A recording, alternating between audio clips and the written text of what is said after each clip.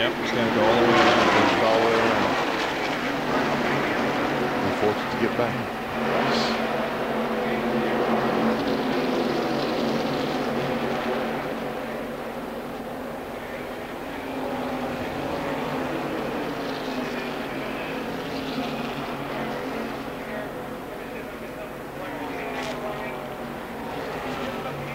Phil just ain't got no motor.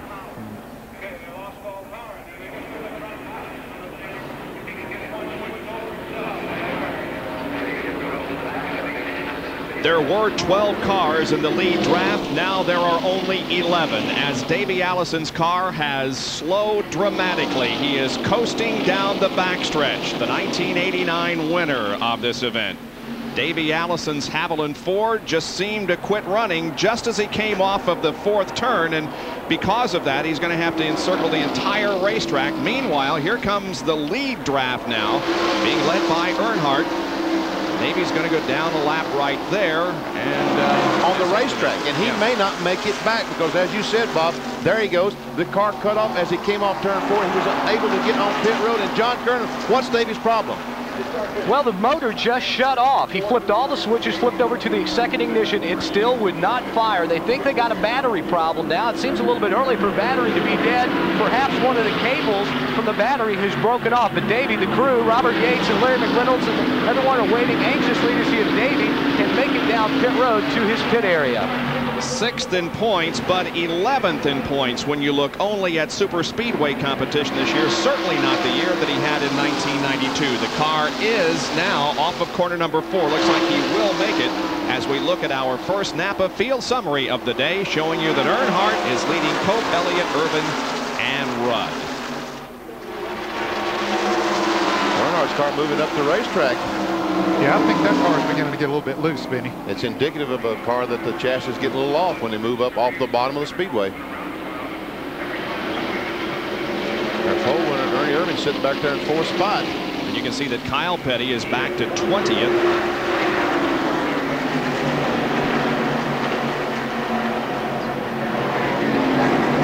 And Schrader is moving up from his 41st starting position up to 25th. This is Jimmy Horton's birthday. He's running in 32nd position. I'll tell you what, he would never forget this birthday if he could win this race. Well, Davey Allison did make it back to his pits. Took a long time to get back there. Is Derek Cope going for the lead there as we see Allison's car in the pits? And out on the racetrack, Derek Cope is trying to make a bid for the lead, but Earnhardt holds on off turn 4. Came off the 4th turn a little bit low, looked to the inside of Earnhardt, pulled back in line, and will stay there as they come down past the main grandstand in the start-finish line again. John Kernan with an update on Davey Allison's problem.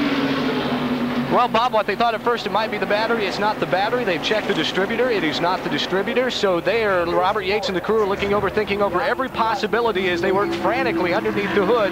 They're still not quite sure what the problem is. They have sent back to the truck to get another ignition system that they would have to install in the race car if that turns out to be the problem. But someone has been sent back to the garage area to the truck to bring back another ignition system.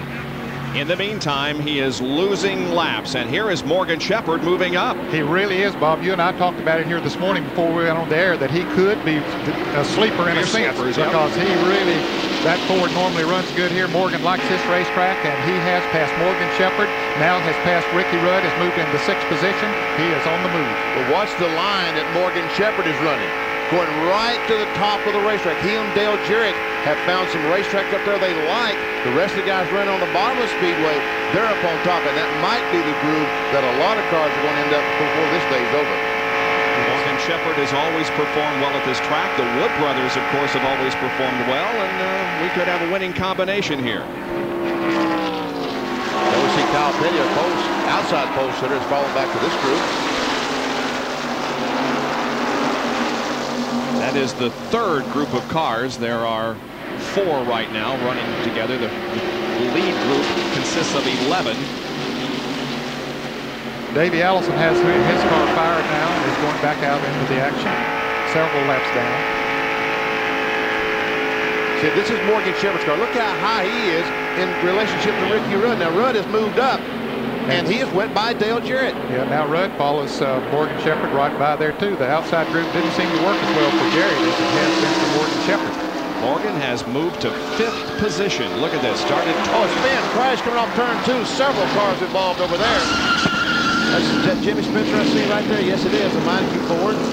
Darrell Waltrip just got through it. Kyle Petty is now getting through. Rusty Wallace. And some Hut Strickland's crashed his car. I see some flat tires. That's the big M there. Brett Bodine is okay. Phil Hart's coming through. Well, a couple of our sleepers are out of the race. That's for sure. There went Jeff Purvis by. Dave Marcus. P.J. Jones and Harry Mellon's car just going by. Second caution of the day in the first 22 laps. Here's a replay of what happened. Well, we see Kyle Petty spinning, Jimmy Spencer, Bobby Labonte goes through. There's Hut Strickland back, and we see Labonte's going to hit the wall. Jimmy Horton, maybe? No, that's not Horton. 32. Rusty just got by, and so did Darrell Waltrip. And Phil was down on the grass going through there. Well, Jimmy Spencer hit the wall hard. Looks like he has had some serious. I guess he's out of the car. It appears to be, yeah. Because they wouldn't. When the net is down. They wouldn't hook it up to the wrecker if he was in it. Here's Bobby Labonte, the blue Maxwell House car. Bobby almost got through there, but another car hit him as he got through there, and it spun him around. We saw it just going out of the picture there when we were showing the replay. He walked to the ambulance, so he's going to be okay. We talked about these cars being able to run all this distance. I wonder if we're going to see any pit stops this time. I'll bet we'll see pit stops. Here's from inside Geoff Bodine's car, and here are 2 cars involved in the crash. I'll tell you what, we'll just listen.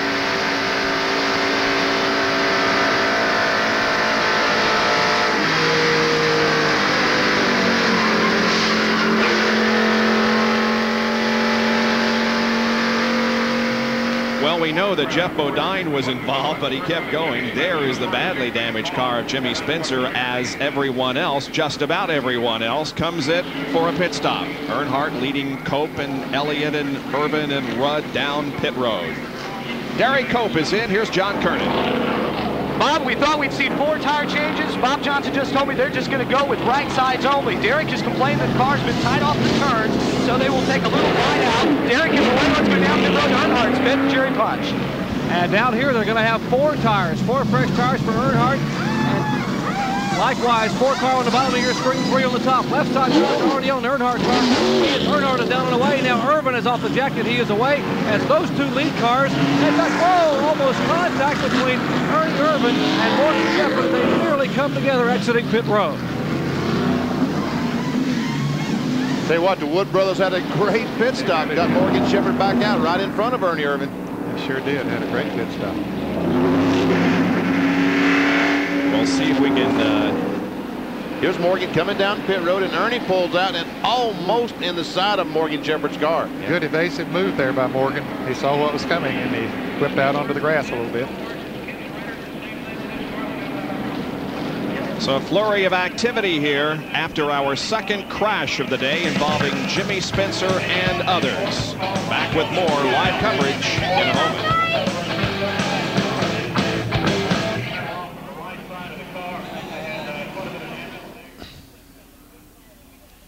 That was Horton. Yeah, it was.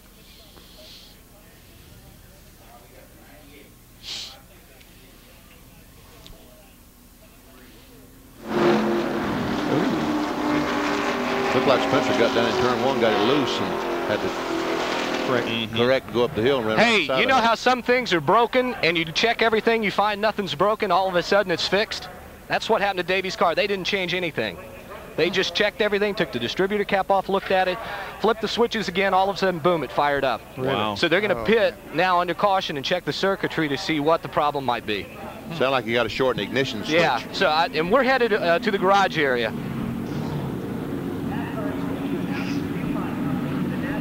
I bet 2 tires, wouldn't you think?